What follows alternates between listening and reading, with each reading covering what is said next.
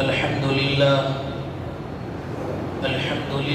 نحمده ونستعينه ونستغفره ونؤمن به ونتوكل عليه ونعوذ بالله من شرور أنفسنا ومن سيئات أعمالنا من يهده الله فلا مضل له ومن يضلله فلا هادي له ونشهد أن لا إله إلا الله وحده لا شريك له ونشهد أن سيدنا وحبيبنا ونبينا ومولانا محمدا عبده ورسوله وصلى الله على النبي وعلى آله وأصحابه وأزواجه وذرياته وسلم تسليما كثيرا كثيرا أما بعد فأعوذ بالله من الشيطان الرجيم بسم الله الرحمن الرحيم الحج أشهر معلومات فمن فرض فيهن الحج فلا رفث ولا فسوق ولا جدال في الحج صدق الله العظيم وقال النبي صلى الله تعالى عليه وسلم الحج المبرور ليس له إلا الجنة أو كما قال عليه الصلاة والسلام۔ اللہ رب العزت کا انتہائی احسان و کرم ہے کہ اس نے ہم سب کو اپنی عبادت کے واسطے جمع فرمایا اور کچھ کہنے کی اور سننے کی توفیق عطا فرمائی۔ اللہ سے دعا ہے کہ ہمارا یہاں پر جمع ہونا، ہمارا یہاں پر بیٹھنا اور ہمارا یہاں پر عبادت کرنا اللہ رب العزت اور یہاں پر جو کچھ کہا جائے سننا سنانا اللہ اس کو ہم سب کو اپنی زندگی میں لانے کی اور اس پر عمل کرنے کی توفیق عطا فرمائے۔ ذی قعدہ کا مہینہ اس وقت چل رہا ہے۔ اگر یوں کہا جائے کہ اللہ رب العزت کی طرف سے رمضان المبارک سے نیکیوں کا مہینہ شروع ہوا اور نیکیوں کا مہینہ چلتے چلتے ایک کے بعد دوسری نیکی، دوسری کے بعد تیسری نیکی کا سلسلہ شروع ہوا ہے۔ یہ وہ ایام اور یہ وہ دن ہیں اور ان ایام میں اور ان دنوں میں وہ عبادت ہوتی ہے جو اور دنوں میں نہیں ہو سکتی۔ رمضان میں روزے رکھے ہیں، اب فرض روزے رمضان میں ہی رکھ سکتے ہیں، اس کے علاوہ کوئی رکھے اور یہ کہے کہ فرض ہے، ایسا نہیں۔ رمضان کے روزے رمضان میں ہی رکھے جائیں گے، فرض روزے رمضان میں ہیں، رمضان کے علاوہ کسی اور مہینے میں فرض روزے نہیں ہے۔ رمضان کے روزوں کی فضیلت رمضان ہی کے مہینے تک ہے۔ یہ عبادت ایک مہینے کے اندر ہی ہو سکتی ہے، دوسرے مہینوں میں اگر رکھو گے تو وہ نفلی ہوگے، وہ فرض نہیں ہوگے۔ رمضان کا مہینہ نیکیوں والا ختم ہوا، اگلا مہینہ شوال کا شروع ہوا۔ عید کا جو مہینہ ہوتا ہے، شوال، ذی قعدہ اور ذی الحج، یہ تین مہینے، ذی الحج کے 10 ایام، ان تین مہینوں کو اشہر حج کہا جاتا ہے۔ اشہر حج کا مطلب ہے حج کے مہینے۔ ان تینوں مہینوں کو 2 مہینے شوال، ذی قعدہ اور ذی الحجہ کے 10 دن، 2 مہینے 10 دن، ان 2 مہینے 10 دن کو یعنی 3 مہینوں کو ان کو اشہر حج، حج کے ایام کہا جاتا ہے، حج کے مہینے کہا جاتا ہے۔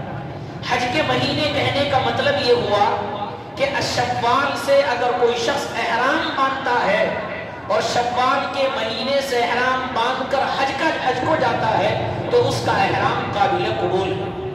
قرآن مقدس میں اللہ رب العزت نے فرمایا الحج اشہر معلومات، کہ حج کے ایام، حج کے مہینے متعین ہیں، حج کی عبادت، اس کے ایام، اس کے مہینے متعین ہیں۔ فمن آگے اللہ رب العزت نے حج کے تعلق سے ذکر کیا۔ یہ 3 مہینے اللہ نے کیوں فرمائے؟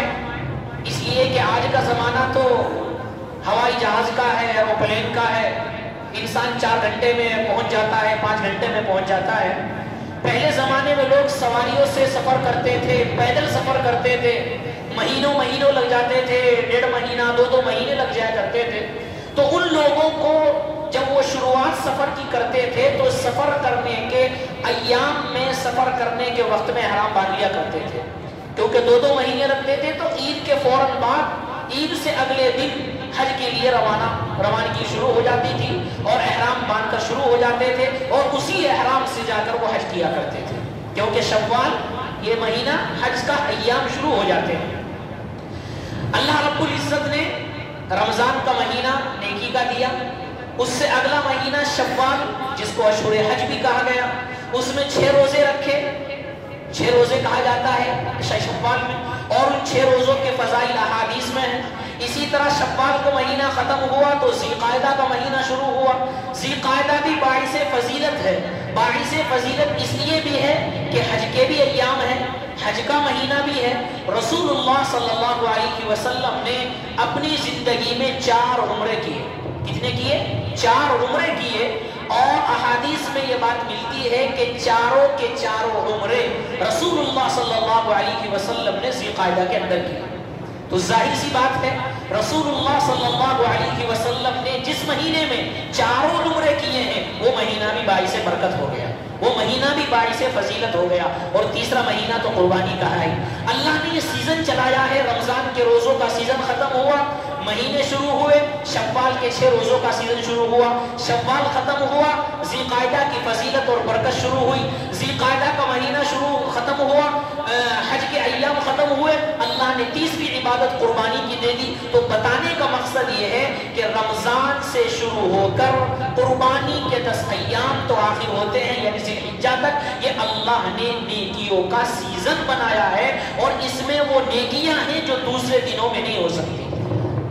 حج اسی ایام میں ہو سکتے ہیں، وہی 5 دن ہیں، وہی 3 دن ہیں، اس کے علاوہ حج نہیں ہو سکتا۔ قربانی کے وہی 3 دن ہیں، ان کے علاوہ قربانی نہیں ہو سکتی۔ اس مہینوں میں وہ عبادت ہے جو اور مہینوں میں نہیں ہو سکتی۔ یہ اللہ رب العزت نے گویا کہ اپنے بندوں پر احسان کیا ہے کہ وہ لگاتار ترتیب وار نیکیوں کا سیزن چلا رہا ہے، اور ایسی ایسی عبادتیں دے رہا ہے کہ انسان جب ان کو رکھے گا، ان کو کرے گا، اس کے تمام گناہوں کو معاف کر دیا جائے گا، چاہے وہ روزوں رکھنا، چاہے وہ رمضان کے روزوں کی بات ہو، چاہے وہ شوال کے روزوں کی بات ہو، چاہے وہ ذی القعدہ کے اندر عمرہ کرنے کی بات ہو، چاہے ذی الحجہ کے اندر حج کرنے کی بات ہو، چاہے ذی الحجہ کے اندر قربانی کرنے کی عبادت ہو، جتنی بھی عبادتیں ہیں اتنی باعث برکت اور باعث فضیلت ہے کہ رسول اللہ صلی اللہ علیہ وسلم نے فرمایا کہ یہ وہ عبادتیں ہیں کہ ان عبادتوں کو کرنے کے بعد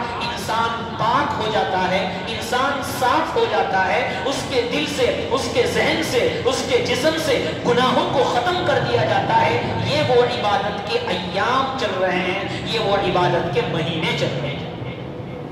اب چونکہ حج کے ایام شروع ہونے والے ہیں اور حاجی لوگ الحمدللہ جانے شروع ہو چکے ہیں، کچھ چلے گئے ہیں، کچھ باقی ہے، حج کے ایام چلے ہوئے ہیں۔ حج اللہ کی طرف سے ایک مخصوص عبادت ہے۔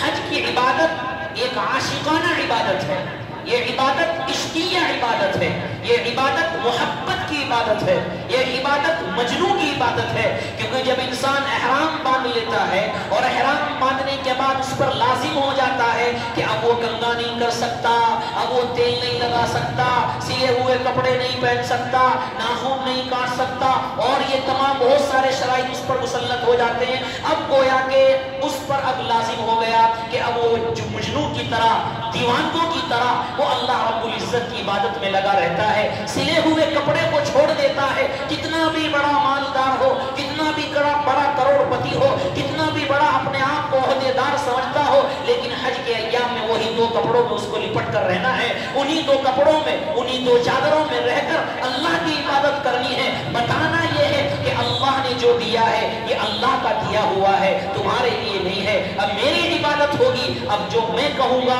وہ تم پہنو گے، جب جا کر تمہارے عشق کا، تمہاری محبت کا پتہ چلے گا۔ یہی محبت اور عشق کی علامت ہوتی ہے۔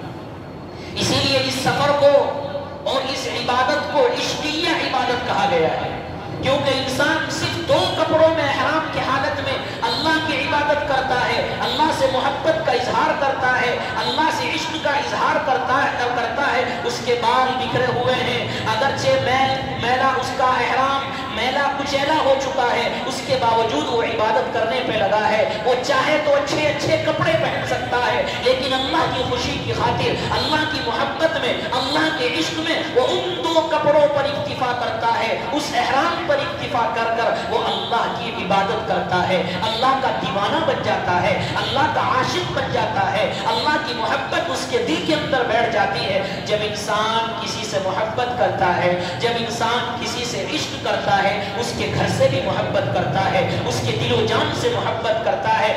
اللہ نے حج کا جو سفر رکھا ہے، حج کی جو عبادت رکھی ہے، وہ انسانی اختیار سے رکھی ہے۔ انسان کو کسی سے محبت ہوتی ہے، اس کو چومتا ہے، اس کو گلے لگاتا ہے، اس کو ملتا ہے، محبت کی وجہ سے۔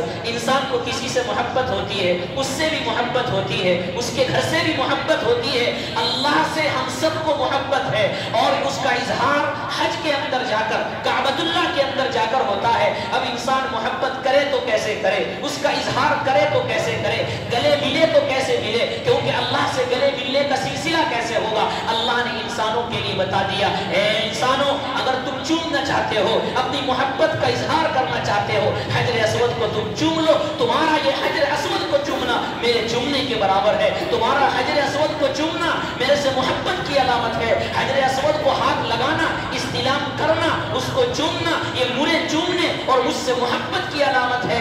اور یاد رکھو، تم نے حجر اسود کو ہاتھ لگا دیا، تم نے چوم لیا، تمہارے گناہوں کو معاف کر دیا جائے گا۔ یہ گویا کہ اللہ نے انسانی فطرت کے اعتبار سے، انسانی فطرت کے اعتبار سے عبادت رکھی ہے کہ انسان چاہتا ہے میں اپنے اللہ کو گلے سے لگاؤں، میں اپنے اللہ سے محبت کا اظہار کروں، میں اپنے اللہ کا بوسہ دوں، لیکن کوئی اس کا طریقہ نہیں۔ اللہ نے طریقہ بتا دیا، حجر اسود کو چومو، تو یاد رکھو تم چومنے کے برابر ہے۔ انسان چاہتا ہے اللہ میں تجھے گلے لگانا چاہتا ہوں، میں تجھ سے محبت کا اظہار کرنا چاہتا ہوں۔ اللہ نے کہا ملتزم سے چپٹ جاؤ، ملتزم سے چپٹ جاؤ، کعبۃ اللہ کے غلاف سے چپٹ جاؤ، میرے سے چپٹنے کے برابر ہے۔ تم جو مانگو گے تمہاری مراد پوری کی جائے گی، تم جو تمنا کرو گے تمہاری تمنا پوری کی جائے گی، اور تمہارے تمام گناہوں کو معاف کر دیا جائے گا۔ گویا کہ حج کی عبادت محبت کی عبادت ہے، حج کی عبادت عشق کی عبادت ہے، حج کی عبادت جو ہے یہ عشقیہ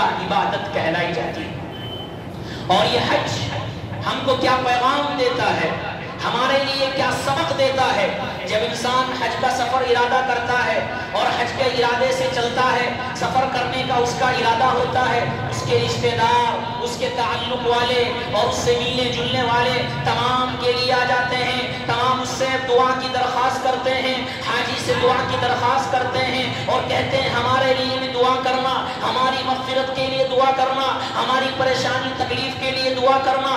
حاجی کے لیے یہ پیغام ہے گویا کہ جب انسان حج کے ارادے سے سفر کرتا ہے اور کعبۃ اللہ کے لیے روانہ ہوتے ہیں، مہمان آتے ہیں اور مہمان اس کو روانہ کرنے کے لیے آتے ہیں، تو گویا کہ اس کے لیے پیغام ہے کہ جس طرح آج تو اپنے گھر بار کو چھوڑ کر، اپنے ماں باپ کو چھوڑ کر، اپنی اولاد کو چھوڑ کر، اپنے بچوں کو چھوڑ کر، اپنی بیوی کو چھوڑ کر، اپنے خاندان کو چھوڑ کر، اپنے رشتہ داروں کو چھوڑ کر، اپنے گھر کو چھوڑ کر، اپنے محلے کو چھوڑ کر، اپنے گاؤں کو چھوڑ کر، اپنے شہر کو چھوڑ کر اللہ کی محبت میں جا رہا ہے۔ ایک دن وہ بھی آنے والا ہے کہ آج تو حج کے لیے جا رہا ہے، وہ دن بھی آنے والا ہے کہ ایک دن تجھے سفر کرنا ہوگا، قبر کا سفر کرنا ہوگا، ایک دن تجھے یہ گھر چھوڑ کر چلے جانا ہے، یہ اولاد چھوڑ کر چلی جانی ہے، یہ ملک، یہ شہر، یہ قصر، یہ گاؤں، یہ قریہ، یہ گلی، یہ کوچے، یہ لوگ، یہ رشتہ دار، یہ تعلقات والے چھوڑ کر چلے جانے ہیں۔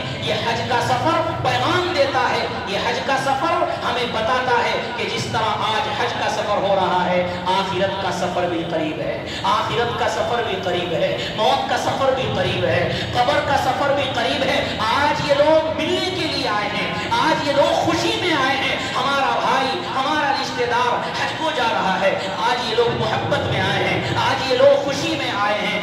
ایک دن وہ بھی آنے والا ہے، ایک دن وہ بھی آنے والا ہے کہ یہ غم میں آنے والے ہیں، تیری چارپائی کو اٹھانے آنے والے ہیں، تیری میت کو قبرستان تک اور تجھے قبرستان تک روانہ کرنے آنے والے ہیں۔ آج یہ لوگ تجھے دعا کے لیے کہہ رہے ہیں، کل کو وہ وقت بھی آنے والا ہے یہی لوگ تیرے لیے دعا کریں گے، کل کو یہی لوگ تیرے لیے دعا کریں گے۔ تو حج کا سفر آخرت کی یاد دلاتا ہے، حج کا سفر آخرت کی یاد دلاتا ہے، حج کا سفر قبر کی یاد دلاتا ہے، حج کا سفر اللہ کی یاد دلاتا ہے، اور یہ پیغام دیتا ہے گویا کہ انسان کو ایک نہ ایک دن اپنے مالک حقیقی سے جا ملنا ہے۔ اس طرح آج حج کے سفر میں اپنے اللہ کو راضی کرنے کے لیے، اپنے اللہ سے گویا کہ خوش کرنے کے لیے جا رہا ہے، ایک دن اپنے اللہ سے ملاقات کے لیے بھی جانا ہے۔ یہ حج کا سفر، یہ رفت سفر، یہ عشقیہ سفر، یہ آخرت کی یاد دلاتا ہے۔ اور یہی نہیں، جب انسان حج کے ایام میں اور حج کے لیے جب جاتا ہے اور حج کا سفر شروع ہو جاتا ہے اور وہاں پر ارکان کرنے کے لیے تیاری کرتا ہے تو دو کپڑے یعنی گویا کہ احرام کی حالت میں کرتا ہے۔ یہ پیغام ہے کہ جس طرح تو کروڑ پتی ہے، تو چاہتا تو اچھے اچھے کپڑے پہن سکتا تھا، تو چاہتا تو بڑے بڑے لباس پہن سکتا تھا، لیکن آج میری محبت میں، آج میری محبت میں، آج میری خوشی میں، آج مجھے خوش کرنے کے لیے آج دو چادروں میں لپٹ کر آ رہا ہے۔ ایک دن آنے والا ہے جب تیری موت ہو جائے گی، جب تجھے انتقال ہو جائے گا، تجھے سفید کپڑے میں لپیٹ کر تجھے قبر کے اندر دفنایا جائے گا۔ جس طرح حج کا سفر آخرت کی یاد دلاتا ہے، احرام کفن کی یاد دلاتا ہے، احرام کفن کی یاد دلاتا ہے کہ آج ہم نے یہ سفید کپڑا پہن کر جس طرح سے اپنے اللہ کو راضی کرنے کے لیے حج کا سفر کیا ہے، انہی سفید کپڑوں میں ہمیں قبر کا بھی سفر کرنا ہے۔ تو احرام یہ گویا کہ ہمیں کفن کی یاد دلاتا ہے، حج کا سفر آخرت کی یاد دلاتا ہے۔ جب انسان حج کے لیے روانہ ہوتا ہے اور حج کو جاتا ہے اور وہاں پر تمام ارکان ادا کرتا ہے، وقوف عرفہ کرتا ہے، سعی کرتا ہے، صفا مروہ کی سعی کرتا ہے، اور تمام کے تمام طواف زیارت جتنی بھی عبادت ارکان ہیں وہ تمام کرتا ہے، میدان عرفات میں جمع ہوتے ہیں، میدان عرفات میں وہ ہاتھ اٹھا کر اللہ سے دعا کرتا ہے۔ یہ پیغام ہے اس کے لیے کہ آج یہ میدان عرفات ہے، کل کو یہی میدان عرفات میدان محشر ہو جائے گا۔ یہی وہ میدان عرفات ہے، اللہ رب العزت آخرت میں اس کو میدان محشر بنا ڈالے گے۔ انسان سوچتا ہے ابھی اتنے لاکھ 10 لاکھ میں پورا بھر جاتا ہے، وہاں پر پیر رکھنے کی جگہ نہیں، پوری دنیا اکٹھی ہو جائے گی آخرت میں تو کیسے ہوگا؟ اللہ جو چاہے کر سکتا ہے، اللہ زمین کو پھیلا دے گا، اللہ زمین کو پھیلا دے گا۔ جتنے لوگ دنیا میں آئے ہیں مسلمان اور ایمان کی حالت میں رہے ہیں اور اللہ کی وحدانیت پر اقرار کیا ہے، ان تمام کو میدان محشر میں جمع ہونا ہے۔ یہی وہ میدان عرفات ہے جو ہمیں میدان محشر کی یاد دلاتا ہے، میدان محشر کی یاد دلاتا ہے۔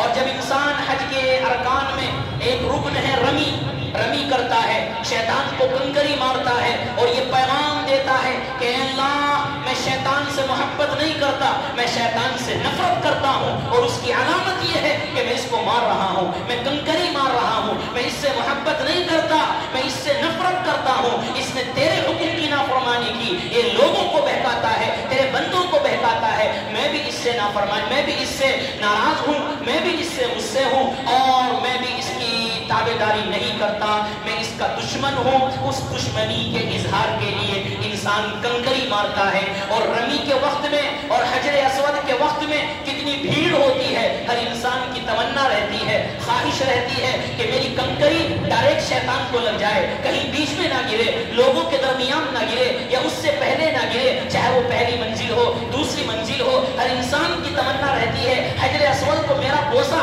حجر اسود کو میرا منہ لگ جائے، میرے ہونٹ لگ جائے، تاکہ میرے گناہ بھی معاف ہو جائے۔ وہاں پر کتنی بھیڑ ہوتی ہے، نفسی کا عالم ہوتا ہے۔ یہ حجر اسود کا بوسہ دینا اور یہ رمی کرنا، یہ بھی ایک سبق دیتا ہے اور پیغام دیتا ہے کہ جس طرح آج یہاں نفسی کا عالم ہے، انسان نہ دائیں دیکھتا ہے نہ بائیں دیکھتا ہے، نہ رشتہ دار کو دیکھتا ہے کون میرے بازو میں کھڑا ہے، نہیں، بس یہ سوچتا ہے میری کنکر لگ جائے، بس یہ سوچتا ہے میں اپنا ہونٹ حجر اسود کو لگا دوں۔ وہ کسی کی پرواہ نہیں کرتا کون میرا رشتہ دار ہے، کون میرا تعلقات ہے، کون میری دائیں طرف ہے، کون میرے بائیں طرف ہے، وہ اس کی پرواہ نہیں کرتا۔ بغیر پرواہ کیے ہوئے وہ کنکری مارتا ہے، بغیر پرواہ مسافہ کیے ہوئے حجر اسود کا بوسہ دیتا ہے. یہ پیغام ہے نفسی نفسی کا کہ جس طرح آج انسان کو اپنی پڑی ہے، کل قیامت کا دن ہوگا جب میدان محشر ہوگا اور نفسی نفسی کا عالم ہوگا اور انسان کہے گا اللہ بس میری مغفرت کر دے. یوم یفر المرء من اخیہ وامہ وابیہ وصاحبتہ وبنیہ. انسان باپ سے بھاگے گا، بھائی سے بھاگے گا، اولاد سے بھاگے گا، رشتہ داروں سے بھاگے گا اور کہے گا اللہ اللہ بس میری مغفرت ہو جائے، اللہ اللہ مجھے جہنم سے چھٹکارا دے دے. ہر انسان تمنا کرے گا. جس طرح وہاں نفسی نفسی ہے اسی طرح رمی اور یہ حجر اسود ہمیں نفسی نفسی کا درس دیتی ہے، ہمیں نفسی نفسی کے بارے میں بتاتی ہے. بہرحال حج کے ایام ہے اور حج کے ایام اللہ رب العزت نے قرآن مقدس میں ارشاد فرمایا فمن فرض فیہن الحج فلا رفث ولا فسوق ولا جدال فی الحج. حج وہی مقبول ہے، حج وہی مقبول ہے جس میں کوئی برائی نہ ہو، جس میں بے حیائی نہ ہو، نہ زبان سے غلط چیز نکلے، نہ جسم سے کوئی بدعمالی ہو، نہ اپنے کانوں سے کوئی غلط کام ہو، نہ آنکھوں سے غلط کام ہو، کوئی بے حیائی کا کام نہ ہو، نہ ریا ہو، نہ شہرت ہو، نہ دکھلاوا ہو. خالص محض اللہ کی محبت، محض اللہ کے لیے سفر کرے. اللہ کے رسول صلی اللہ علیہ وسلم نے فرمایا ایسا حج ہی قابل قبول ہے. اور مزید اللہ کے نبی صلی اللہ علیہ وسلم نے فرمایا الحج المبرور لیس له الا الجنہ. حج مقبول کا بدلہ جنت کے علاوہ کچھ ہے ہی. حج مبرور یعنی حج مقبول کا بدلہ جنت کے علاوہ نہیں ہے. کیا مطلب؟ جس کا حج قبول ہو گیا اس کے لیے جنت واجب ہو گئی. جس کا حج قبول ہو گیا اس کے لیے جنت واجب ہو گئی. یہ کون کہہ رہے ہیں؟ یہ آپ اور ہمارے آقا تاجدار مدینہ احمد مجتبی محمد عربی صلی اللہ علیہ وسلم کا ارشاد. نبی کریم صلی اللہ علیہ وسلم نے ایک حدیث میں ارشاد فرمایا کہ جو انسان حج کرتا ہے اور حج میں کوئی دکھلاوا نہیں، کوئی شہرت نہیں، کوئی ریاکاری نہیں، محض اللہ کی محبت میں، محض اللہ کو خوش کرنے کے لیے، بغیر ریا، بغیر شہرت، بغیر دکھلائے، اخلاص کے ساتھ حج کرتا ہے اور حج کے دنوں میں اور حج کے ارکان ادا کرنے میں کوئی بے حیائی والا کام نہیں کرتا، بے شرمی والا کام نہیں کرتا، کوئی گناہ کا کام نہیں کرتا، اللہ سے ڈر کر، اللہ سے خوف کر کر حج کے ارکان مکمل کرتا ہے. آقا نامدار صلی اللہ علیہ وسلم نے کیا فرمایا؟ رجع کیوم ولدتہ امہ. جب وہ حج کر کے واپس آتا ہے وہ گویا کہ ایسا ہے کہ اس کی ماں نے اس کو آج ہی جنا. گویا کہ وہ آج ہی پیدا ہوا ہو. جب انسان پیدا ہوتا ہے اس پر کوئی گناہ نہیں ہوتا. جب انسان پیدا ہوتا ہے اس پر کوئی عذاب نہیں ہوتا. جب انسان پیدا ہوتا ہے بالکل معصوم ہوتا ہے، بالکل معصوم ہوتا ہے. رسول اللہ صلی اللہ علیہ وسلم نے فرمایا حج کرنے والا، حج کا سفر کرنے والا، اخلاص کے ساتھ حج کرنے والا، اللہ کی محبت میں حج کرنے والا جب حج کر کر واپس آتا ہے وہ گویا کہ ایسا ہی ہے جیسا کہ بچہ جب پیدا ہوتا ہے وہ معصوم ہوتا ہے. جب وہ حج کر کر واپس ہوتا ہے تو وہ بھی گویا کہ ایسا ہی ہے کہ وہ گناہوں سے بالکل بچا ہوا ہے، گناہوں سے محفوظ ہے. سارے سے کے سارے گناہ اللہ رب العزت نے اس کے معاف کر دیے ہیں. یہ گویا کہ اللہ کے رسول صلی اللہ علیہ وسلم نے ہم کو پیغام دیا. عرفے کا دن ہوتا ہے، احادیث میں بڑے فضائل آئے ہیں، بڑے فضائل آئے ہیں. ایک حدیث میں رسول اللہ صلی اللہ علیہ وسلم نے فرمایا عرفے کے دن جتنے انسانوں کو جہنم سے آزاد کیا جاتا ہے کسی اور دن میں عرفے کے دن کے علاوہ لوگوں کو جہنم سے آزاد نہیں کیا جاتا. عرفے کا دن بھی اتنا مقبول ہے، عرفے کا دن بھی اتنا خاص ہے کہ اللہ کی رحمت خاصہ اترتی ہے. اور ایک حدیث میں یہاں تک بھی ہے کہ شیطان عرفے کے دن جتنا غصہ ہوتا ہے، شیطان عرفے کے دن جتنا ذلیل ہوتا ہے، شیطان عرفے کے دن جتنا شرمندہ ہوتا ہے اتنا کسی اور دن میں نہیں ہوتا. کیوں؟ اس لیے کہ عرفے کے دن اللہ کی خاص رحمتیں اترتی ہے، اللہ کی خاص برکتیں اترتی ہے، اللہ کی خاص نظریں اترتی ہے اور اللہ رب العزت اپنے بندوں کو جہنم سے آزاد کرنے کا فیصلہ فرما دیتے ہیں. اس لیے لیے شیطان ذلیل ہو جاتا ہے، شیطان ذلیل و خوار ہو جاتا ہے، شیطان شرمندہ ہو جاتا ہے، شیطان غصہ ہو جاتا ہے۔ گویا کہ عرفے کا دن بھی خاص دن ہے، عرفے کا دن بھی قابل قبول ہے۔ رسول اللہ صلی اللہ علیہ وسلم نے حاجی کے لیے کتنے فضائل بیان کیا حدیث میں۔ اللہ کے رسول صلی اللہ علیہ وسلم نے ارشاد فرمایا کہ حاجی سفر کرتا ہے حج کے لیے، خود بھی جب دعا کرتا ہے اس کی دعا بھی قابل قبول ہوتی ہے، اور جو اس کو دعا کے لیے کہتا ہے، جس کے حق میں حاجی دعا کرتا ہے، اس کے حق میں بھی اس کی دعا کو قابل قبول کر دیا جاتا ہے۔ حاجی کی دعا اپنے حق میں بھی قبول ہوتی ہے، اور جس کے حق میں حاجی دعا کرے اس کے حق میں بھی حاجی کی دعا قبول ہوتی ہے۔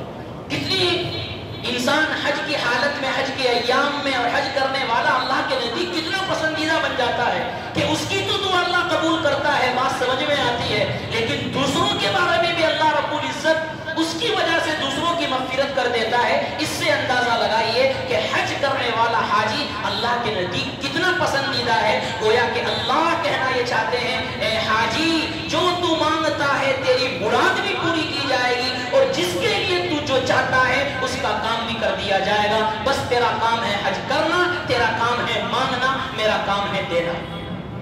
رسول اللہ صلی اللہ علیہ وسلم نے تو ایک حدیث میں ارشاد فرمایا، حاجی کی دعا قبول ہوتی ہے، اور یہاں تک بھی ہے جس کے حق میں دعا کرے اس کے حق میں بھی دعا قبول ہوتی ہے۔ یہاں تک بھی ہے کہ حاجی جس گھر میں رہتا ہے اس کے آس پاس پڑوسی جتنے لوگ ہیں، بعض روایات میں 400 ہے، بعض روایات میں 40 گھر ہے، کہ حاجی کی وجہ سے 40 گھروں کی مغفرت کر دی جاتی ہے۔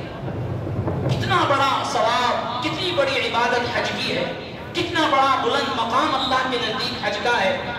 اللہ کے رسول صلی اللہ علیہ وسلم نے کتنے فضائل حج کے تعلق سے بیان فرمائے۔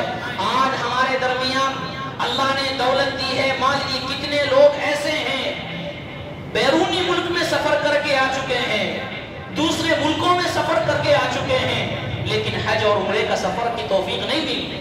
اللہ جس کو بلاتا ہے گھر پر وہی جاتا ہے، اور جس کو اللہ نہیں بلاتا کتنا بھی بڑا مالدار ہو، جس کو نہیں بلانا چاہتا اللہ اس کو نہیں بلاتا۔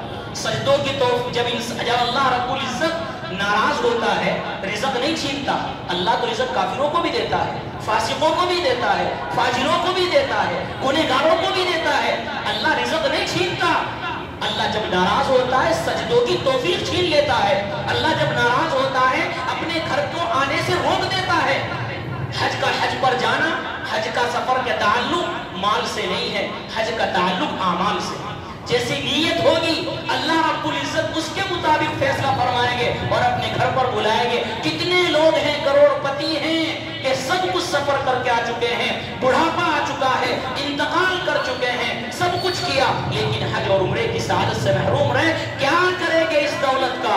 کہاں لے کر جائیں گے اس دولت کو؟ کیا منہ دکھائیں گے اللہ کے سامنے؟ اللہ کہے گا بندے اتنی دولت دی تھی، اتنا مال دیا تھا، تو نے گھر بار بھی بنا لیا، تجارت بھی کر لی، اپنے بچوں کے لیے سب کچھ کر لیا، میرے لیے کیا کیا ہے؟ میرے لیے کیا کیا ہے؟ اللہ رب العزت سوال کرے گا، پوچھے گا بندے سے، میرے بندے میرے لیے کیا کیا ہے؟ ہم یہ سوچتے ہیں کہ جی اتنا خرچ ہو جاتا ہے، یہ خرچ ہونا بھی باعث ثواب ہے۔ رسول اللہ صلی اللہ علیہ وسلم نے ایک حدیث میں ارشاد فرمایا، حج کے سفر میں 1 روپیہ اگر خرچ ہو رہا ہے اس کے بدلے میں اللہ 700 عطا کرتے ہیں، 1 کے بدلے میں 7 گنا اللہ رب العزت دیتے ہیں۔ لہٰذا ہم سب کی ذمہ داری ہے کہ اللہ نے دی ہے، وسعت دی ہے، ہمت دی ہے، طاقت دی ہے، تو ہمیں چاہیے کہ حج کا سفر کریں۔ کتنے واقعات اس طرح کے ہیں کہ کعبۃ اللہ سے محبت کی علامت ہے کہ معذور ہے ایک شخص، گھسٹ کر جا رہا ہے، دونوں ٹانگوں سے معذور ہے، گھسٹ کر جا رہا ہے۔ مالک ابن دینار رحمت اللہ علیہ نے دیکھا اور پوچھا بھائی تو کہاں جا رہا ہے؟ گرمی کا زمانہ ہے، اتنی دھوپ پڑ رہی ہے، تپش پڑ رہی ہے، گھسٹ کر جا رہا ہے، تو معذور ہے، کہاں جا رہا ہے؟ کہا کہ میں حج پر جا رہا ہوں۔ کہ بھائی ذرا آرام کر لو، میں تمہیں سواری دیتا ہوں، سواری پر حج کو چلے جاؤ۔ اس نے کہا نہیں، میں سواری پر نہیں جا سکتا۔ کیوں؟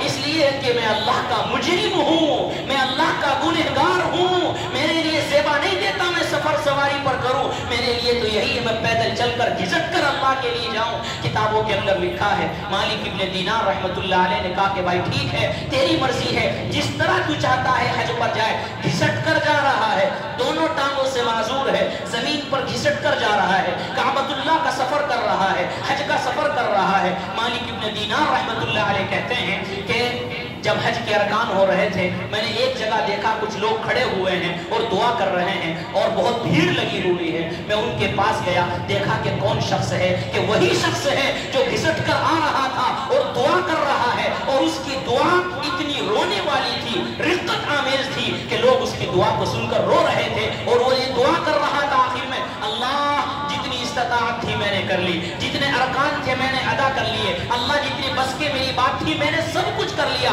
अल्लाह कुर्बानी का वक्त है, मेरे पास पैसे नहीं है, मेरे पास दौलत नहीं है, अल्लाह मैं अपनी जान तुझे देना चाहता हूँ, मैं अपना जिस्म तुझे देना चाहता हूँ। किताबों के अंदर मालिक इब्न दीनार रहमतुल्लाह अलैह ने लिखा है कि चंद मिनटों के बाद उसका इंतकाल हो गया। चंद मिनटों के बाद अल्लाह ने उसको उठा लिया, अल्लाह ने उसकी जान को, गोया के उसकी जान और उसके जिस्म को अल्लाह ने पसंद कर लिया, उसकी दुआ को कबूल कर लिया। अल्लाह जिसको बुलाता है माजूर भी चला जाता है, जिसको नहीं बुलाता करोड़पति होकर भी रह जाता है। तो इसलिए हमें अपने आमाल सही करने हैं। और हमारे जहनों में सबसे पहली बात, खासतौर पर हिंदुस्तान और बैरूनी मुल्क के अंदर हमारे अंदर ये बात आ जाती है कि जी जब बुढ़ापा आएगा, जब सफर करेंगे, जब उम्र चली जाएगी, जब सफर करेंगे। भाई हज भी तो फर्ज है जिस पर इस्तिताअत है। जिस तरह नमाज के लिए कोई बूढ़ा जवान नहीं, सब नमाज पढ़ते हैं। ज़कात जिस पर फर्ज है देगा, चाहे वो बूढ़ा हो जवान हो, देगा नहीं देगा। हज हो, ज़कात हो, सदका हो, नमाज हो, रोजा हो, रोजा कौन रखेगा? बूढ़ा भी रखेगा, जवान भी रखेगा, जिस पर फर्ज है। तो हम ये सोचते हैं कि बच्चों से फारिग हो जाऊं, तमाम जिम्मेदारियों से फारिग हो जाऊं, इसी चक्कर में बाज़ मरतबा इंसान का इंतकाल हो जाता है और बगैर सफर के चला जाता है। इसी चक्कर में बाज़ मरतबा ऐसा हो जाता है कि इंसान इसी चक्कर में रहता, अगले साल जाऊंगा, अगले साल जाऊंगा। ये करते करते उसकी हालत ये हो जाती है कि अब वो इतना माजूर हो जाता है कि अब वो हज पर नहीं जा सकती। ये बात अखबारों में लिखी है सऊदीया के हज के अय्याम में सबसे ज्यादा जो ज़ईफ़ुल उम्र लोग आते हैं वो हिंदुस्तान और बैरून मुल्क के आते हैं। सबसे ज्यादा जो जवानुल उम्र जो आते हैं सब जगह से आते हैं, लेकिन ज़ईफ़ुल उम्र सबसे ज्यादा अगर आने वाले हैं वो हिंदुस्तान और बैरून मुल्क है।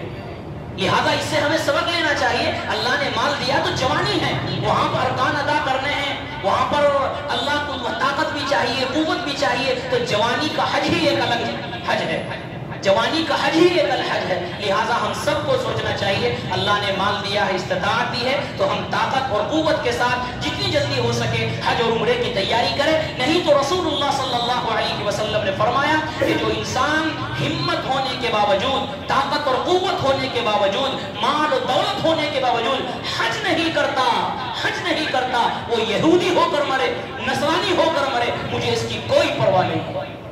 लिहाजा हम सब की जिम्मेदारी है कि हज के अय्याम है, अल्लाह ने जिनको ताकत और हिम्मत दी है वो हज के लिए सफर करें, अब करें, आइंदा का इरादा बनाएं। अल्लाह ताला हम सबको अपने घर की ज़ियारत नसीब फरमाए और अपने घर को बार बार जाने की तौफीक अता फरमाए। व आखिरु दावाना